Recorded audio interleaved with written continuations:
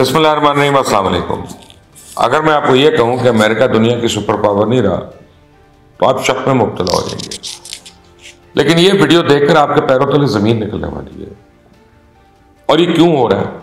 क्योंकि ज़रूरत ईजाद की माँ है और अमेरिकन आमरीत ने दुनिया को अपनी ज़रूरत पूरी करने के लिए ऑल्टरनेटिव ईजाद करने पर मजबूर कर दिया, क्योंकि पूरी दुनिया में डॉलर के खिलाफ बगावत का ऐलान हो चुका है। दुनिया की तकरीबन 60% रिजर्व जो हैं वो डॉलर में मौजूद है। 19% वो यूरोज में, तकरीबन 5% जापानीज येन में, को 5% ब्रिटिश पाउंड में और 2.5 से 3% युआन में। और ये इसलिए कि दुनिया में तजारत के लिए डॉलर को इस्तेमाल किया जाता है। रशिया ने चाइना से तजारत के लिए चाइनीज करेंसी का इस्तेमाल अब शुरू कर दिया, जबकि अपने 200 मालिक से भी इस करेंसी में तजारत को कबूल करना शुरू कर दिया। अब पेट्रोल की तजारत चाइनीज करेंसी में शिफ्ट हो सकती है, इससे डिस्कशन हो रही है। रशिया तेल पैदा करने वाला बड़ा मुल्क है, ईरान तेल पैदा करने वाला बड़ा मुल्क है और सऊदी अरेबिया ने भी रजामंदी जाहिर कर दी है, जबकि वेनेजुएला भी पेट्रो युआन पे तैयार है। $190 बिलियन की रूसी तजारत चाइनीज करेंसी में शुरू हो चुकी है। ब्राजील और चाइना की $150 बिलियन की तजारत लोकल करेंसी में मुआहदा हो चुका है। भारत 18 ममालिक से भारतीय रुपए में तजारत का मुआहदा कर चुका है। चाइना 41 ममालिक से चाइनीज करेंसी में तजारत का मुआहदा कर चुका है। कीनिया ने डॉलर में तजारत को फरोग देना छोड़ दिया। ब्राजील और अर्जेंटीना साउथ अमेरिका में लोकल करेंसी में तजारत को फरोग दिया जा रहा है और साउथ ईस्ट एशियन ममालिक ने भी डॉलर में तजारत को कम कर दिया। अब ये सब बताते हुए मुझे बार बार पाकिस्तानी रुपए का ख्याल आ रहा है। बस इतना कहूंगा, जिन्होंने पाकिस्तानी रुपए को गरक किया, अल्लाह उनको गरक करे।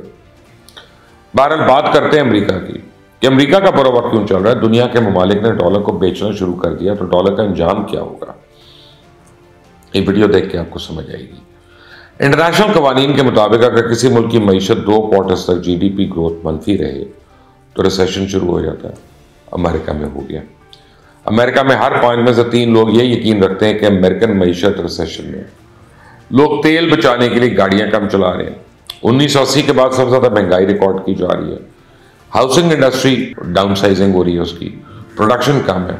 स्टॉक मार्केट गुज़िश्ता साल 19% गिर चुकी है। इसके अलावा दर्जनों ऐसी चीजें जो ये इशारा कर रही हैं कि 2023 के आखिर तक अमेरिकन मईशत एक रिसेशन का शिकार हो सकती है, जबकि चाइना इसके मुकाबले में जरा बेहतर कारकर्दगी दिखा रहा है। 1960 में चाइना की मईशत अमेरिका की मईशत की 11% थी। 2019 में चाइना की मईशत अमेरिका की मईशत के मुकाबले में 66% तक पहुंच गई और इस वक्त चाइना की GDP जो है $18 ट्रिलियन है, तो अमेरिका की मईशत $22 ट्रिलियन है, रादर 21। लेकिन चाइना की GDP ग्रोथ अमेरिका के मुकाबले में अब बहुत ज्यादा है। कोविड की वजह से चाइना की मईशत 46 साल की कम तरीन सतह पर आ गई, लेकिन चाइना ने अपने प्रोडक्शन में चंद महीने में 11% इजाफा कर लिया और मार्च के महीने में चाइना ने कंस्ट्रक्शन और सर्विसेज के सेक्टर में 12 साल रिकॉर्ड तोड़ दिए। और डॉलर जिस तेजी से अपनी कदर कीमत खो रहा है बहैसियत रिजर्व करेंसी के, दुनिया अब उसको शक से देख रही है। डॉलर के मुकाबले में पाउंड 2% बढ़ चुका है, जबकि दुनिया डॉलर को रखने के हवाले से अब सीरियसली सोच रही है, क्योंकि डॉलर की गिरती हुई कीमत की वजह से उनके रिजर्व की कीमत खुद ब खुद गिर रही है। ये हालात देख कर खुदा की कुदरत पर यकीन और पुख्ता हो जाता है कि आपने कभी सोचा कि वो अमेरिका जो पिछली 1 सदी से पूरी दुनिया के स्याह और सफेद का मालिक था, जिसके एक इशारे से दुनिया के तमाम अहम फैसले होते थे, किस मुल्क ने किस साथ ताल्लुकात कायम रखने हैं और किस मुल्क ने किस मुल्क के साथ तजारत करनी है, ये सब अमेरिका की मर्जी से होता था। जैसे कहने पे कई ममालिक में हुकूमतें गिर जाती थी, टूट जाती थी, दुनिया का अमन सुकून उसके हाथ में था, चाहे जंग मुसलत करे चाहे माफी दे दे। क्या किसी ने कभी सोचा कि वो एक दिन इतना बेबस और लाचार होगा कि उसे अपनी बका की जंग लड़ना पड़ेगी? लेकिन अब यह हकीकत है। इस वीडियो में आपको यह भी पता चलेगा कि अमेरिका के सवाल की असल हकीकत है क्या। नए वर्ल्ड ऑर्डर के बाद अमेरिका तनहा कैसे रह सकता है और अमेरिका के नए डिफॉल्ट होने वाले बैंक ने कैसे अमेरिका समेत पूरी दुनिया के तोते उड़ाकर अमेरिका को दिवालिया होने की नहज पे लाके खड़ा कर दिया। लेकिन आपने अगर अभी तक इस चैनल को सब्सक्राइब नहीं किया तो प्लीज कर लें, बेल आइकॉन को जरूर प्रेस करिएगा।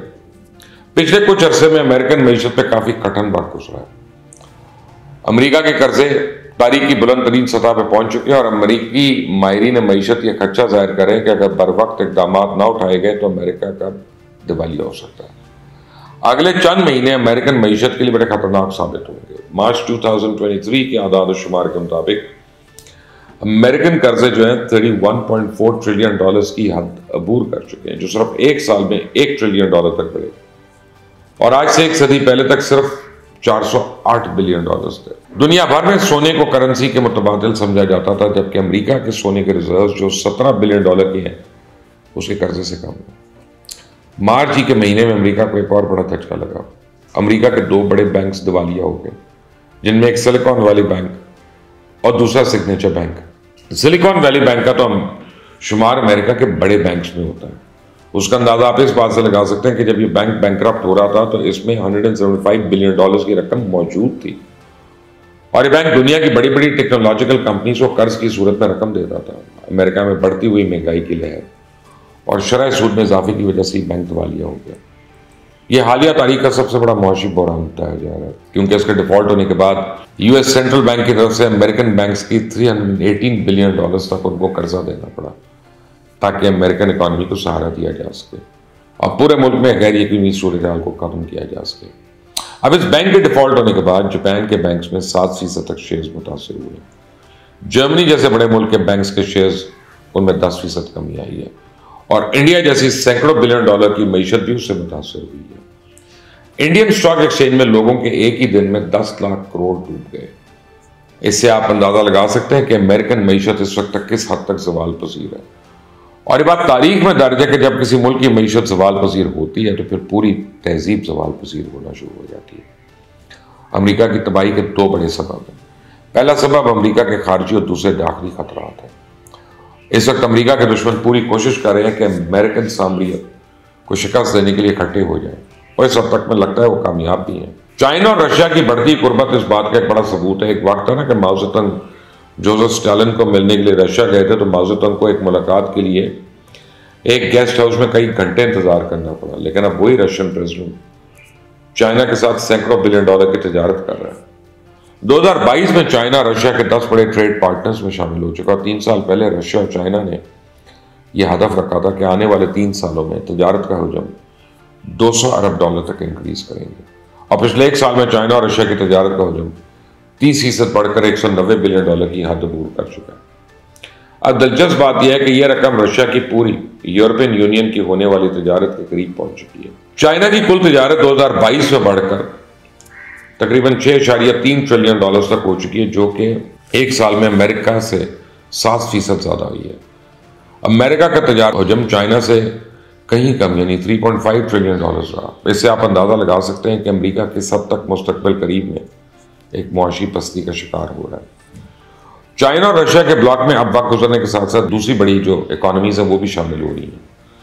ईरान पहले से चाइना के साथ बड़े तजारती मंसूबे पर काम कर रहा है और ईरान सऊदी अरब में होने वाले मुआहदे के बाद अब सऊदी अरबिया भी चाइना में के साथ मुस्तकबिल करीब में बड़े तजारती प्रोजेक्ट शुरू करने लगा है, क्योंकि सऊदी अरबिया ने ईरान के साथ मुआहदे के बाद अमलन अमेरिका को अब खुदाफिज कह दिया। वरना एक ज़माना था जब अमेरिका की मर्जी के बगैर सऊदी अरेबिया में बादशाह नहीं बनता था, लेकिन मोहम्मद बिन सलमान से पंगा अमेरिका को महंगा पड़ गया और अब अमेरिकन प्रेसिडेंट जो बाइडेन ने मोहम्मद बिन सलमान को ऑयल की पैदावार बढ़ाने का कहा, बदले में साफ इनकार हो गया। यूं मामला बिगड़ गए। दरमियान में एक वक्त ऐसा भी आया जब मोहम्मद बिन सलमान ने यह तक कह दिया कि अगर जो बाइडेन को हमारे हवाले से कोई गलत फहमी है तो कोई परवाह नहीं है। इसके बाद अमेरिका के लिए हालात इतने नासाज हो गए कि वो ईरान पर से पाबंदियां उठाने पर रजामंद हो गया। वो वेनेजुएला जैसे मुल्क से भी पाबंदियां उठाने के लिए रजामंद हो गया, क्योंकि इस वक्त अमेरिका ने हर हाल में ऑयल की पैदावार ज्यादा करनी है, लेकिन इन सब चीजों का अमेरिकी मईशत को कोई फायदा नहीं हो रहा, क्योंकि खारजी मामलात के साथ साथ दाखिली मामलात भी अमेरिकन सालमियत को दीमक की तरह चाट रहे हैं। पाकिस्तान की तरह अमेरिका को भी एक ऐसे पॉपुलर लीडर का सामना है जो यह दावा करता है कि अमेरिका के सारे मसाइल का हल सिर्फ वही है और वह डोनाल्ड ट्रंप, जिस पर उसके पुराने अफेयर्स के चक्कर में अब फर्द जुर्म भी आयद हो चुकी है और हो सकता है जेल उसका मुकद्दर बन जाए। अमेरिका में कोई पॉलिसी बनती है तो उनके सपोर्टर्स एहतजाज शुरू कर देते हैं, व्हाइट हाउस को घेरे में ले लेते हैं, तोड़ फोड़ शुरू कर देते हैं। तो जिस मुल्क में भी ये सब कुछ हो रहा हो वहाँ एक शदीद मुआशी और सियासी बहरान तो जन्म लेता है, जैसे आजकल पाकिस्तान में हो रहा है। अमेरिका में होने वाले सियासी तनाज़ात में कोई नई बात नहीं है। सियासी तनाज़ात हमेशा से अमेरिकी तारीख का हिस्सा रहे, लेकिन इससे पहले कभी अमेरिका के अंदर से दिवालियापन होने और अमेरिकी सामरियत खत्म होने की बातें नहीं आई बात। ना ही आज से पहले तक चाइना और रशिया ने अमेरिका को इतना टफ टाइम दिया। अमेरिका बैंकरप्ट होता ही या नहीं, ये तो बड़ी दूर की बात है, लेकिन अगर ऐसा हुआ तो दुनिया तो हिल कर रह जाएगी। और ये 2008 में होने वाले मुआशी बहरान से बहुत बड़ा मुआशी बहरान होगा। सोचिएगा इस पर। आइंदा तक के लिए इजाज़त है। अल्लाह हाफिज़।